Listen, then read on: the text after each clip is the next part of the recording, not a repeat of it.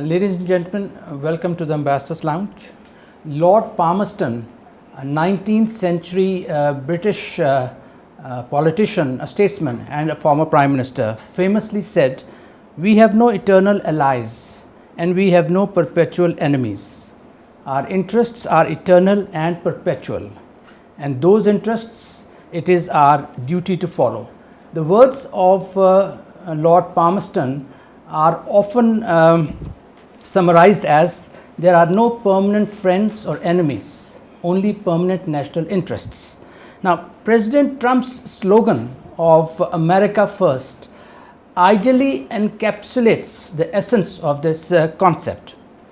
In Donald Trump's first term as President of the United States, the relations between Pakistan and the United States were at their lowest ebb.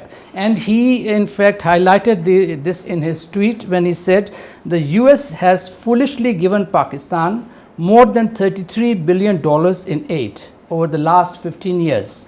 And they have given us nothing but lies and deceit, thinking of our leaders as fools." Of course, Pakistan launched a strong protest against this tweet. However, 6 months into his second presidency, and we are already witnessing signs of unprecedented warming in bilateral ties between Pakistan and US. On June 19th this year, Mr. Trump invited Pakistan Army Chief for a lunch meeting, which again was unprecedented. And weeks later, he announced that US and Pakistan had signed a trade deal. In his tweet, he said, "We have concluded a deal with the country of Pakistan, whereby Pakistan and US will work together in developing their massive oil reserves." Later, the US imposed 19% tariff on goods imported from Pakistan, which Islamabad hailed as balanced and forward-looking. Ladies and gentlemen, on the other hand, immediately after being sworn in as the President of US for the second term, the Indian Prime Minister, Mr. Modi, was among the first few leaders invited to the White House. However, the bromance or the bonhomie between the two leaders, which was in fact the hallmark of US-India relations during Mr. Trump's first term, hit a rough patch. Mr. Trump has announced 25% punitive tariff on goods imported from India. And then he has again, Wednesday last, that's yesterday, he imposed again 25% additional tariff on Indian goods. But this seems to be just the amuse-bouche, as Trump has again threatened additional penalties because of India's presence in BRICS and, of course, its defense and energy relations with Russia. In India's Ministry of External Affairs has called US targeting of India because of its relations with Russia and because of its oil imports as unjustified and reasonable. I have with me my colleagues, Mr.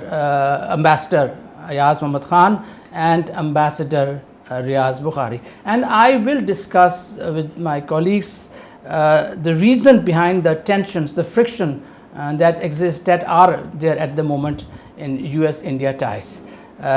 Gentlemen, thank you very much for being here. Ayaz, let me start with you. The direction of US-India relations had long been upwards. The present tension which we see, do they reflect a strategic flaw in the ties, or is it clash of personalities? I think that what you said latter actually is more true than the former, because India for the last 2 decades has been gaining more and more importance for United States. Its strategic outlook, United States strategic outlook, particularly to contain China as an emerging power, which they feel that is going to challenge them in near future. They wanted India to check the growing influence of China, particularly in the Indo-Pacific region. So I don't think that 2 decades old strategic thinking can just evaporate in few moments. It's a long standing understanding between the two states. It is more so that the personal grudge of Mr. Trump against Mr. Modi has come to surface now. We all know that Mr. Trump is a mercurial personality. What he says in the night, you know, he does not abide by that in the morning. So when Mr. Modi particularly refused to acknowledge Mr. Trump's role in ceasefire between Pakistan and India in May, that probably would have irked Mr. Trump against Mr. Modi. And also, Mr. Trump, ever since he came to the office for the second term, he has been pressurizing India to not only lower the tariffs for American exports, but also divert its resources for purchase of military hardware from Russia to United States, particularly F-35, about which the Indian Air Chief Marshal had long time had said that it does not suit them for their regional, what you say, power projection or whatever, and besides it's too costly for India. So probably these are the reasons which have become a sore point between the two personalities. Otherwise, strategically speaking, I don't think that United States is going to abandon India But you altogether. see, as this issue of trade, it has always been there, and it has always bedeviled US-India ties. It has always been a point of contention there. Yeah, certainly. US basically wants access for its agriculture products, for its dairy products in the Indian market, but Indians are reluctant. Absolutely. India, and of course the tariffs are very high. India imposes 39% tariff on dairy and agriculture products. But absolutely. And US 5%. Yeah. Well, first of all, it's a truth that $177 plus billion trade between the two countries is heavily in favor of India. Yes. $99.2 billion are the exports of India, while it imports something very little actually, yes, from United States. This is definitely a truth, but this has never been, it has not become what you say a sticky point between the two countries, in the past. But since Mr. Trump's coming to the helm of affairs, he has been trying to gain access to different markets, presenting himself to the American people that he's a deal maker, he is going to win wealth, for Americans, which ultimately will benefit them, and the pain that they are facing in terms of high tariffs and imports, from other countries is temporary. The long-term benefits would be much bigger than that. Now, the agricultural sector, as you mentioned, is it employs about 40% of India's manpower, yes, yeah. And it is not only a political issue for any government in New Delhi, but also a social and economic problem as well. Because if they allow the Americans, to come and it will harm the lower absolutely, the domestic industry. Riaz, staying with this the tariff, yeah. Can I add? Please go ahead. Ayaz has said earlier. US-India relationship, it's not just transactional, as he has just mentioned. It's long-term, strategic depth. This is what we have been witnessing for the last 25 years. Mm-hmm. These relations were nurtured with a lot of efforts and a lot of high-level visits. Like, Modi was one of the few leaders who was received by President Trump immediately after taking over. Yes, he was the fourth. And there was no irritation at that time. He was, received in the White House with open arms. Great welcome. But people need to see, just a minute, we need to see what happened during the last 6 months or 7 months, between the two countries. Is it Ukraine which has impacted the relationship or not? Because what India is claiming that whatever India was importing from Russia, it was discussed, it was consulted, prior consultations were made with the Americans and the with Americans. Even the U.S. ambassador in New Delhi is on record having said that there was certain understanding that India should import crude oil from Russia, so that to maintain stability in the oil market. So what went wrong? We need to discuss that. We need to investigate so that we can share the information which is not available to our listeners. You see, Riaz, you said that Mr. Modi was the fourth leader to be invited to Yes.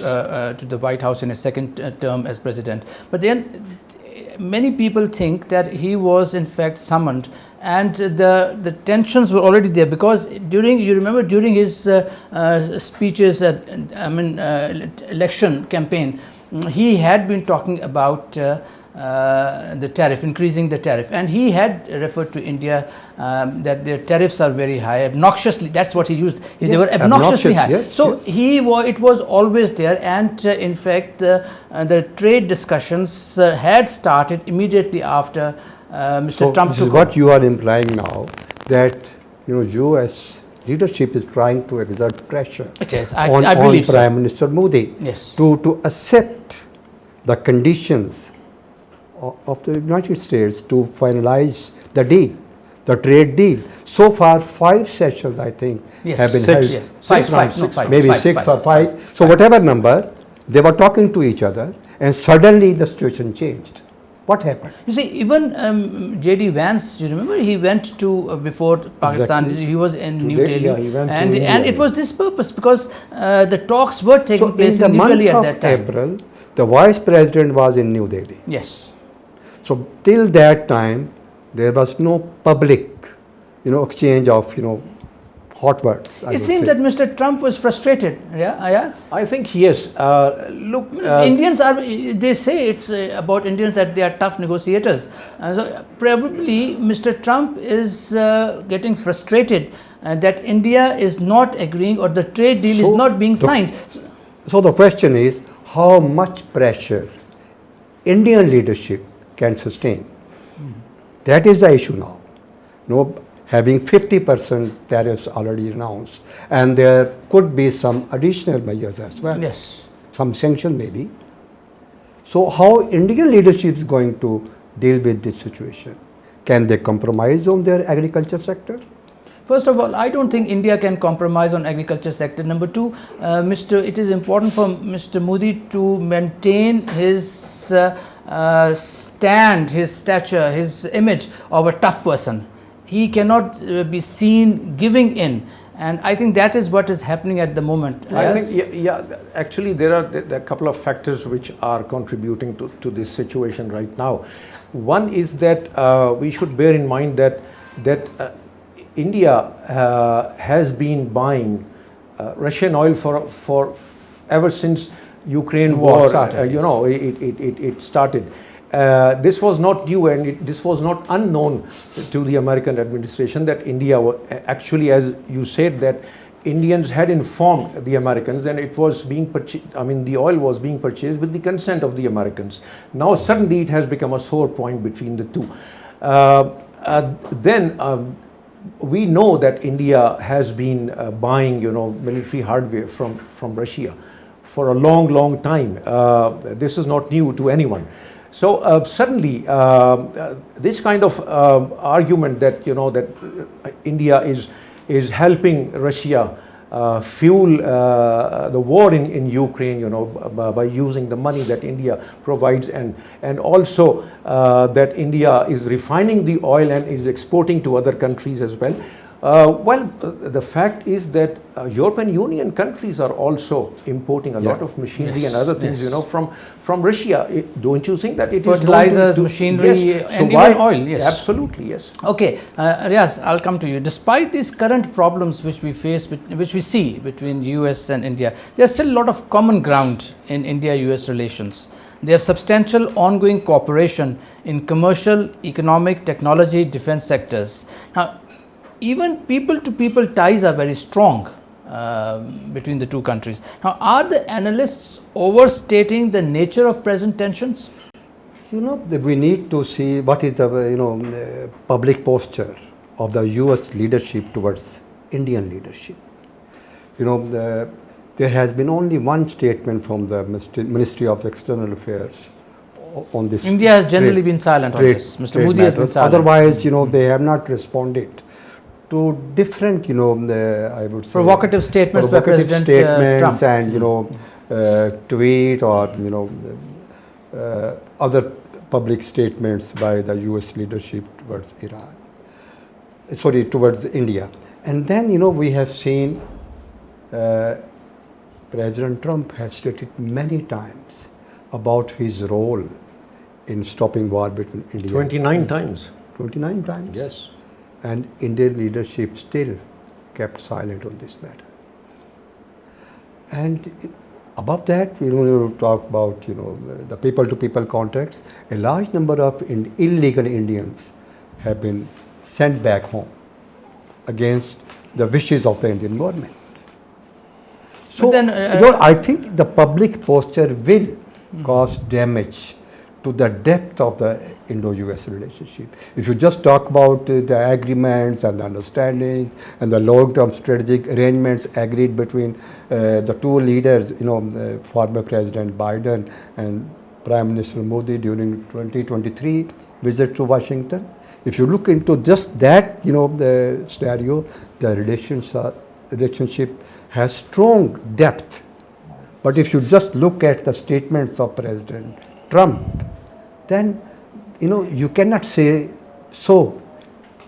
Today it's totally different. What is the public perception of U.S.-India relationship while you are sitting in New Delhi?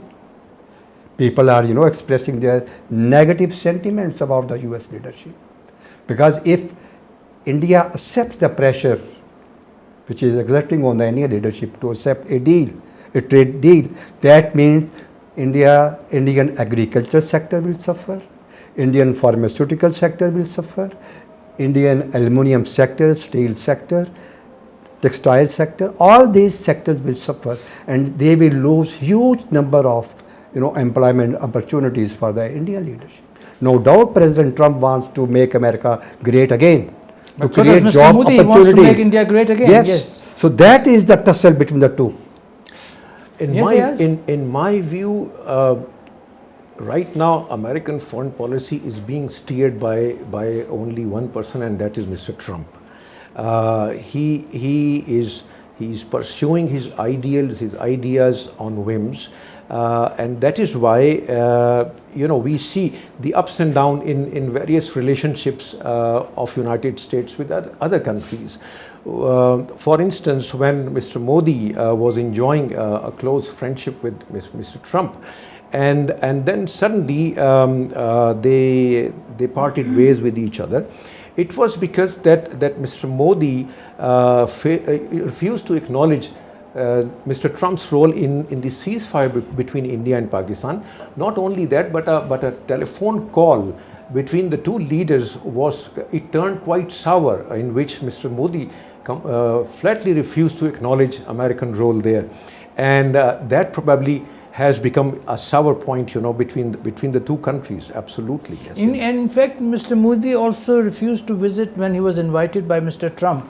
When they were from in Canada. Canada. From Canada, he said he had other engagements, and one more thing, people say that when the election campaign was going on in United States last year, Mr. Modi visited United States, and he refused to meet on the advice of that was because Kamala Harris could not meet him, so there was advice that you should not should not meet him. Yes, also one of the grievances. Knowing Mr. Trump's character, he could have had it in his mind there. But then, Riaz, why would Mr. Modi not say? I mean, what's the harm in saying that, yes, Mr. Trump, thank you very much, you played a role in Pakistan-India ceasefire. If he accepts that, he is going to negate, the policy, main pillar of policy. the Indian foreign policy, that they are not going to accept any international mediation.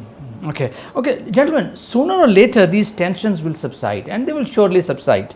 US has large strategic challenges in this region, and it will need India. How do you think the present tensions will affect thinking in New Delhi? Do they think that they have been abandoned by the US? I mean, we, Pakistan, we know how it feels, and we have been abandoned by the US when their interests were no longer served. Many times. Many times, yes. So, do you think that feeling or that sentiment is going to crop up in Indian leadership? I mean, Mr. Shashi Tharoor, in last statement, he was quite critical, and he was referring to the same point. Well, we should bear in mind that India is indispensable for United States right now, because there is no other power in the region which United States think can stand up to the growing influence of China in the region, although Japan and Australia are part of the Quad. But because of the geographical proximity and China's growing influence in near abroad of India, that is Bangladesh, is also a point of concern for United States. So that is why we see that joint military exercises between the three services is going on. It has happened, and the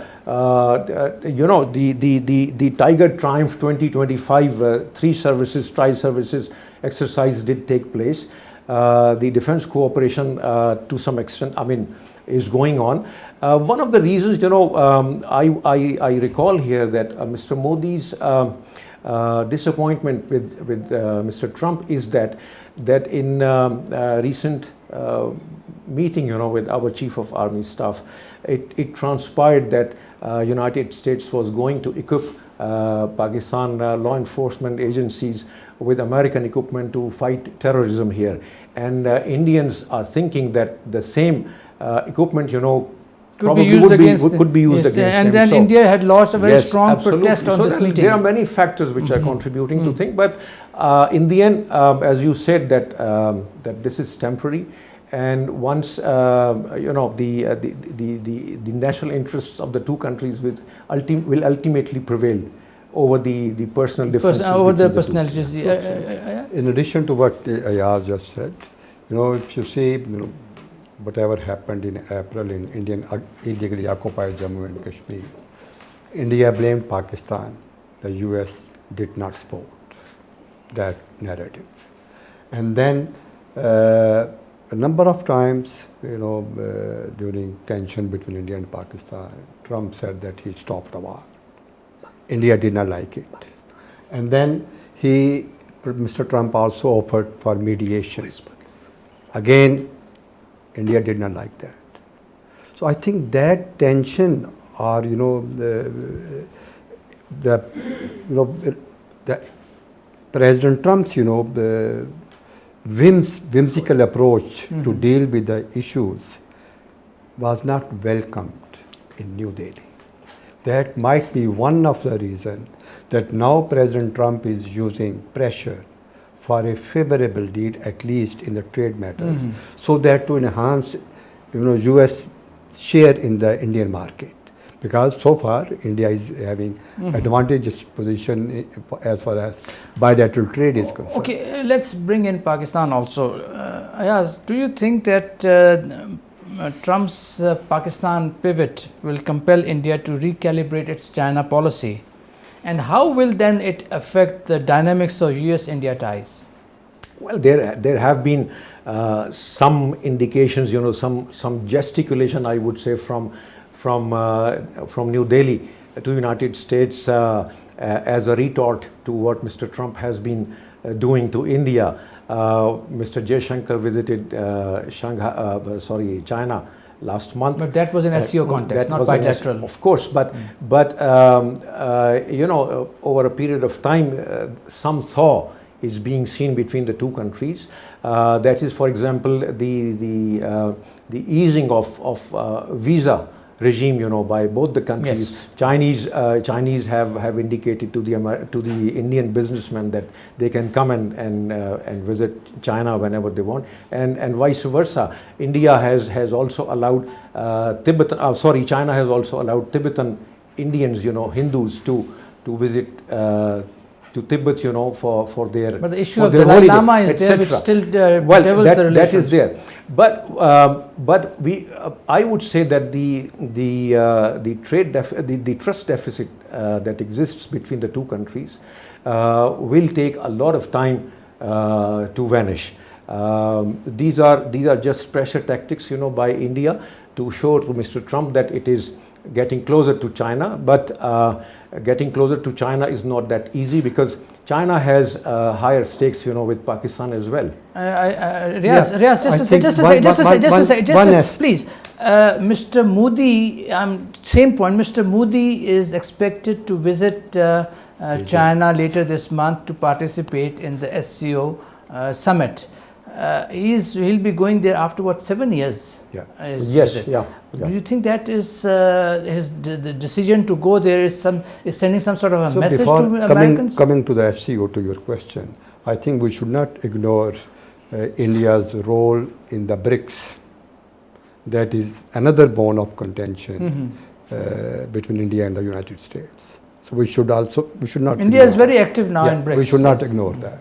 And they are developing their own parallel currency, parallel clearance system, and financial they are creating different markets, which But still, that's still under process now. The dollar-led market does not like that. Nothing has been agreed till now. So coming to SCO, Prime Minister Modi has been attending SCO summits in different capitals, where Chinese leadership was always there. And on a number of occasions they had held bilateral meetings as well on the sidelines. So going to Beijing this time is under different circumstances. That offers some opportunity to discuss the matter. So I hope that obviously India will try to make some inroads in Beijing, try to settle its bilateral issues in addition to their trading matters. These are also there. But, Indian leadership is under pressure. Number one, to maintain its relationship with Moscow at any cost, because it is their time-tested relationship. They cannot compromise that relationship because of some other power. Because there is no consensus within India to ditch Moscow. Similarly, as if you just look at the statement of the Congress leader, he has also demanded in fact, Prime Minister Modi, not to compromise on the national interest, not to accept the US pressure on this trading matter, to conclude the deal under US pressure. So what are the options available for a rapprochement with Beijing and to continue its time-tested relationship with Moscow? So now we have, Mr. Putin is also expected to visit India later this year.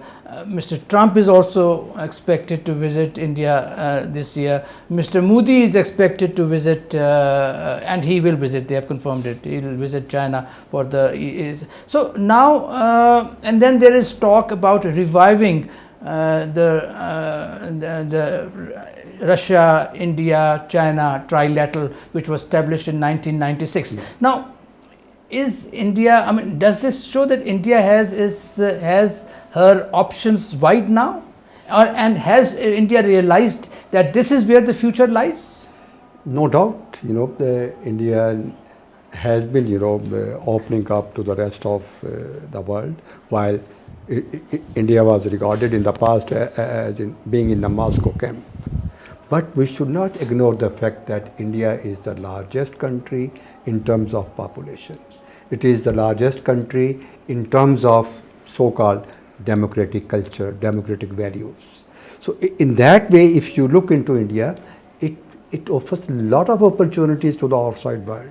Nobody can ignore. fact, Even the US cannot ignore. India is getting positive signals from China also. Yeah, but obviously China has to safeguard its economic interest while maintaining its relationship with both India and Pakistan. In fact, China came to the defense of India when Mr. Trump was threatened India with additional benefits because of oil and defense ties with Russia. Yeah, certainly, because China is also the biggest. Because China is the number one importer, and then there's Turkey. Yeah. In fact, Mr. Trump had overlooked China, overlooked Turkey, and come directly to India. Okay, gentlemen, last question. India has long prided itself in its policy of multi-alignment, believed that it can balance ties with US and Russia. This worked during the Ukraine war. It had relations with Ukraine, it had relations with Russia, it had relations with Europe, US, everywhere. And even during Middle East crisis, it had relations with Israel, with Iran, and with Arab countries. Now, Mr. Trump wants Mr. Modi to pick sides. Do you think India will part with its long-standing policy of strategic autonomy areas?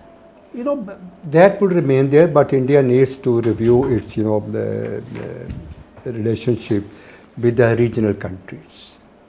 It needs to, talk to Pakistan, at least to have peace in the region. Only then India can approach the other countries for, promoting a peaceful region. Like what, the Indian position on Iran-Israel, conflict. India did not support Iran. And now Iran is reviewing its relationship with India. Iranian president came to Pakistan, did not go to India. Similarly, well, he came to Pakistan to thank us for the support. Yeah, why should he go to similarly, India? in Gaza, more than 60,000 people have died, and India is still today supporting Israel. And Israeli Prime Minister has stated today that Israeli arms were used by Indian forces against Pakistan. So it is a different situation now. Chinese arms were used by Pakistan against India. And now India is talking to China. Yes. So situation is different. Everybody will have to make bridges with other countries, even your adversaries. Yes. I would slightly tend to differ with Riaz, on India-Iran relations, because despite the fact that a lot of was said that Indian expatriates present in Iran during the Iran-Israel war, they played against Iranian interests. But this has not turned into a kind of any what you say. It has not spoiled the relations. It has not spoiled the relations, and particularly right. It is also being said within India and Russia also that the heavy investment that India has made in Chabahar, which has a backing of Russians as well, is going to stay. Yes, come to this point of, we'll discuss Iran later, but do you think India will part way with its long-standing policy of strategic autonomy? Certainly not. I think we should be magnanimous enough to give credit to Indian foreign policy. They have played their cards deftly. While they aligned themselves with Soviet Union, in 1960 onwards, and they claimed that they were non-aligned.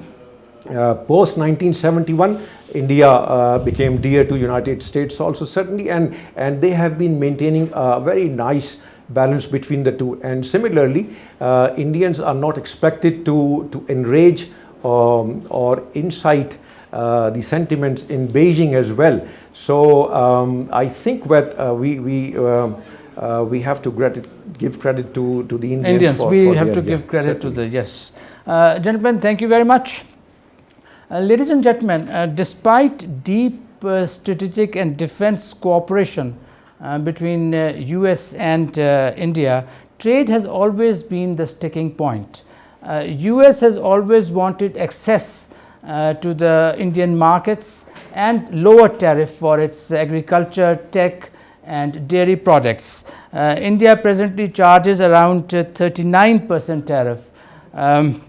And it is reluctant to open up its economy as it could harm the domestic industries. Trade imbalance, which at present is around $45 billion, and it is in favor of India, is also a source of disconcern for Mr. Trump. Now, as we know, that trade deal between the two countries has not been finalized, and Mr. Trump has imposed a 20% punitive tariff on goods coming from India.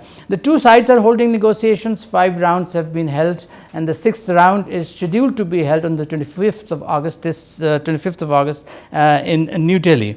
Meanwhile, India is not contemplating retaliatory tariff on US goods and hopes that the trade deal will be finalized by October this year.